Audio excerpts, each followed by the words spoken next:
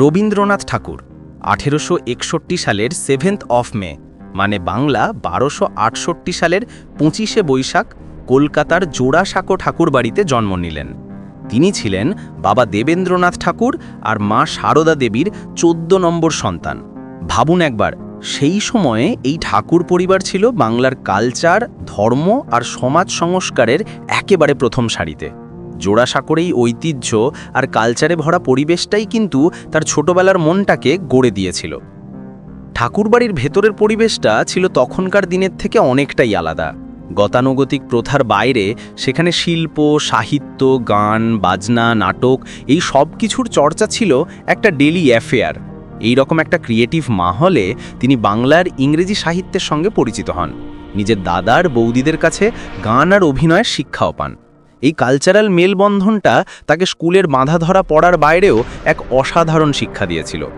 কিন্তু মজার ব্যাপার হলো, এই প্রথাগত স্কুলের অভিজ্ঞতা তার জন্য ছিল বেশ তেতো। ওরিয়েন্টাল সেমিনারি, সেন্ট জেভিয়ার্স স্কুলের মতো বেশ কয়েকটা স্কুলে ভর্তি হলেও কোথাও তার মন টেকেনি। স্কুলের ওই বাঁধাধরা নিয়ম, পরীক্ষার চাপ, একটা ফিক্সড রুটিন, এইসব তার স্বাধীন মনটাকে যেন আটকে রাখত। তিনি নিজেই পরে স্বীকার করেছেন যে স্কুলের 4 দেওয়ালের বাইরে ওই খোলা প্রকৃতিই ছিল তার আসল শিক্ষক। খুব ছোটবেলা থেকেই কবিতা লেখার প্রতি তার একটা অদ্ভুত টান ছিল। মাত্র 8 বছর বয়সে তিনি প্রথম কবিতা লেখেন, আর কিশোর বয়সেই তার আভিলাষ নামের কবিতাটা তত্ত্ববোধিনী পত্রিকায় ছাপা হয়। 12 বছর বয়সে উপনয়নের পর বাবার সঙ্গে হিমালয় ভ্রমণে যান, আর সেই ট্রিপটা যেন তার কাব্যের দুনিয়াটাকে আরও বড় করে দেয়। তার প্রথম প্রকাশিত বই ছিল কবি কাহিনী, যেটা 1878 সালে বেরোয়। এরপর 17 বছর বয়সে 1878 সালে তিনি ব্যারিস্টারি পড়ার জন্য ইংল্যান্ডে যান। সেখানে ব্রাইটনের একটা পাবলিক স্কুলে ভর্তি হন। তারপর লন্ডন ইউনিভার্সিটিতে আইন নিয়ে পড়াশোনা শুরু করেন। যদিও তিনি ডিগ্রিটা শেষ পর্যন্ত কমপ্লিট করেননি, কিন্তু ইংল্যান্ডের সাহিত্য, সমাজ আর কালচার তাকে খুব গভীরভাবে প্রভাবিত করেছিল, আর তার ছাপ কিন্তু তার পরের দিকের সৃষ্টিতে স্পষ্ট দেখা যায়। ইংল্যান্ড থেকে ফিরে আসার পর তিনি বৈষ্ণব পদাবলীর স্টাইলে লিখলেন ভানুসিংহ ঠাকুরের পদাবলী। এই ছদ্মনামে লেখা পদগুলো তখনকার জ্ঞানীগুণী মহলে একটা সাড়া ফেলে দিয়েছিল। এখানে তিনি রাধাকৃষ্ণের প্রেমকে একটা অন্য স্পিরিচুয়াল লেভেলে নিয়ে যান, যা তার ভাষার ভাবনার ম্যাচিওরিটি প্রমাণ করে। এরপর 1883 সালে ভবতারিণী নামের একটি কিশোরীর সঙ্গে তার বিয়ে হয়। বিয়ের পর যার নাম বদলে রাখা হয় মৃণালিনী দেবী। বিয়ের কিছুদিন পর বাবার নির্দেশে পৈতৃক জমিদারি দেখাশোনা করার জন্য তিনি 1891 সালে শিলাইদহে চলে আসেন, যা এখন বাংলাদেশে। আর এই সময়টাই ছিল তার সাহিত্য জীবনের একটা বিরাট টার্নিং পয়েন্ট। শিলাইদহর, শাহজাদপুর আর প্রতিশরে কাটানো সময়টা ছিল তার ক্রিয়েটিভিটির স্বর্ণযুগ। ওখানকার পদ্মা নদী, বিশাল গ্রাম বাংলা আর সাধারণ মানুষের জীবন তাকে ভিতর থেকে নাড়িয়ে দিয়েছিল। আর ঠিক এই সময়ই তিনি লেখেন তার বিখ্যাত ছোট গল্পগুলো, পোস্টমাস্টার, ছুটি, ক্ষুধিত পাষাণের মতো লেখা, যা বাংলা সাহিত্যে ছোট গল্পের ধারাটাকেই তৈরি করে দেয়। 19 শতকের শেষের দিকে তার কবিতায় একটা পরিবর্তন আসে। ব্যক্তিগত দুঃখ, কষ্ট আর আধ্যাত্মিক জিজ্ঞাসার প্রভাবে তিনি নৈবেদ্য এবং খেয়ার মতো কাব্যগ্রন্থ লেখেন। এই কবিতাগুলোতে দেশপ্রেম, ঈশ্বরচিন্তা আর জীবন মৃত্যুর গভীর দর্শন ফুটে ওঠে। এরপর 1901 সালে তিনি বোলপুরের কাছে শান্তিনিকেতনে তার স্বপ্নের প্রজেক্ট শুরু করেন, ব্রহ্মচর্যা আশ্রম, যা পরে শান্তিনিকেতন নামেই পরিচিত হয়। তার উদ্দেশ্য ছিল একেবারে সিম্পল, প্রথাগত শিক্ষার বাইরে প্রকৃতির কাছে থেকে ছেলেমেয়েদের একটা মুক্ত চিন্তা ভাবনার শিক্ষা দেওয়া। এই স্কুলটাই পরবর্তীকালে বিশ্বভারতী ইউনিভার্সিটির ভিত্তি স্থাপন করে। কিন্তু এরপরই তার জীবনে একটা খুব কঠিন সময় আসে। 1902 থেকে 1907 সালের মধ্যে তিনি একে একে তার স্ত্রী মৃণালিনী দেবী, মেয়ে রেণুকা আর ছেলে সমীন্দ্রনাথকে হারান। এই গভীর শোক আর পার্সোনাল ট্র্যাজেডি তার লেখা একটা গভীর ছাপ ফেলে যায়।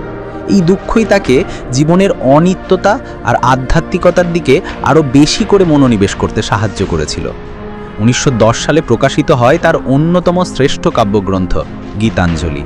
এই বইয়ের গান আর কবিতাগুলোতে ঈশ্বর, প্রেম আর প্রকৃতির এক অসাধারণ মিশ্রণ ঘটেছে, আর এই কাব্য সংকলনটাই তাকে বিশ্বজোড়া খ্যাতির শীর্ষে পৌঁছে দেয়। 1912 সালে তিনি গীতাঞ্জলির ইংরেজি অনুবাদ সং অফারিংস নামে প্রকাশ করেন, আর এই অনুবাদটা ওয়েস্টার্ন ওয়ার্ল্ডে অভূতপূর্ব সাড়া ফেলে দেয়। এর ফলস্বরূপ 1913 সালে তিনি সাহিত্যে নোবেল পুরস্কার পান। তিনি ছিলেন এশিয়ার প্রথম ব্যক্তি যিনি এই সম্মান অর্জন করেন। নোবেল পাওয়ার পর তার খ্যাতি সারা বিশ্বে ছড়িয়ে পড়ে। তিনি ইউরোপ, আমেরিকা, জাপান, চীনসহ বহু দেশ ভ্রমণ করেন। এই ভ্রমণগুলোই তাকে বিশ্বকবি হিসাবে পরিচিতি এনে দেয়। তিনি বিভিন্ন দেশের শিল্পী আর বুদ্ধিজীবীদের সঙ্গে মতের বিনিময় করতেন, ভাবনার আদান প্রদান করতেন। প্রায় 70 বছর বয়সে 1920-র দশকে রবীন্দ্রনাথ ঠাকুর একদম অপ্রত্যাশিতভাবে ছবি আঁকা শুরু করেন। তার আঁকা ছবিগুলোতে একটা অদ্ভুত এক্সপেরিমেন্টাল ব্যাপার ছিল, একটা ফর্মের স্বাধীনতা আর গভীর ভাবনার প্রকাশ দেখা যেত। তার ছবিগুলো আন্তর্জাতিক মহলে বেশ প্রশংসিত হয়েছিল। তিনি শুধু গান লিখতেন বা সুর করতেন তাই নয়, তার সৃষ্টি রবীন্দ্রসঙ্গীত নামে পরিচিত। এর বাইরে বাল্মীকি প্রতিভা, কালমৃগয়া, চিত্রাঙ্গদা, চণ্ডালিকা আর শ্যামার মতো ডান্স ড্রামাগুলোতে তিনি ইন্ডিয়ান ক্লাসিক্যাল আর ফোক মিউজিকের সঙ্গে ওয়েস্টার্ন সুরের এক চমৎকার মিশ্রণ ঘটিয়েছিলেন। শান্তিনিকেতনের শিক্ষা ব্যবস্থাটা ছিল তার জীবন দর্শনের একটা মূল ভিত্তি। তিনি মুখস্থ বিদ্যার বদলে ক্রিয়েটিভিটি, মনুষ্যত্ব আর প্রকৃতির সঙ্গে যোগাযোগের মাধ্যমে শিক্ষাদানে বিশ্বাস করতেন। 1921 সালে তিনি শান্তিনিকেতনকে বিশ্বভারতী নামে একটি আন্তর্জাতিক বিশ্ববিদ্যালয়ে রূপান্তরিত করেন। যদিও তিনি অ্যাক্টিভ পলিটিক্স থেকে নিজেকে দূরে রাখতেন, কিন্তু দেশের সংকটে কখনো চুপ করে থাকতেন না। 1905 সালের বঙ্গভঙ্গ বিরোধী আন্দোলনে তার ভূমিকা ছিল অসাধারণ। আর 1919 সালের জালিয়ানওয়ালাবাগ হত্যাকাণ্ডের প্রতিবাদে তিনি ব্রিটিশ সরকারের দেওয়া নাইটহুড উপাধি ঘৃণাভরে প্রত্যাখ্যান করেন। এটা ছিল একটা বিরাট বড় পদক্ষেপ। জীবনের শেষ দশকে তার সাহিত্যকর্মে এক নতুন ডাইমেনশন খুঁজে পাওয়া যায়। পুনশ্চ, শেষ সপ্তকের মতো গুদ্যছদে লেখা কাব্যগ্রন্থ আর দুই বোন, মালঞ্চা, 4 অধ্যায়ের মতো উপন্যাসগুলো তার পরিণত চিন্তা আর জীবনবোধের পরিচয় দেয়। এই সময়েই তিনি তার বিখ্যাত প্রবন্ধ সভ্যতার সংকট রচনা করেন। একটা লম্বার কর্মব্যস্ত জীবন কাটানোর পর রবীন্দ্রনাথ ঠাকুর 1941 সালের 7 অগস্ট অর্থাৎ বাংলা 1348 সালের 22 শ্রাবণ জোড়াসাঁকোর নিজের বাড়িতে শেষ নিঃশ্বাস ত্যাগ করেন। মৃত্যুর আগেই তিনি ভারতের জাতীয় সঙ্গীত জনগণমন অধিনায়ক জয় হে আর বাংলাদেশের জাতীয় সঙ্গীত আমার সোনার বাংলার রচয়িতা হিসেবে অমর হয়ে যান। বিশ্ব সাহিত্যে তার অবদান চিরকাল মনে রাখার মতো। তিনি শুধু একজন কবি ছিলেন না, ছিলেন একটা আস্ত প্রতিষ্ঠান, যার আলো আজও আমাদের পথ দেখায়।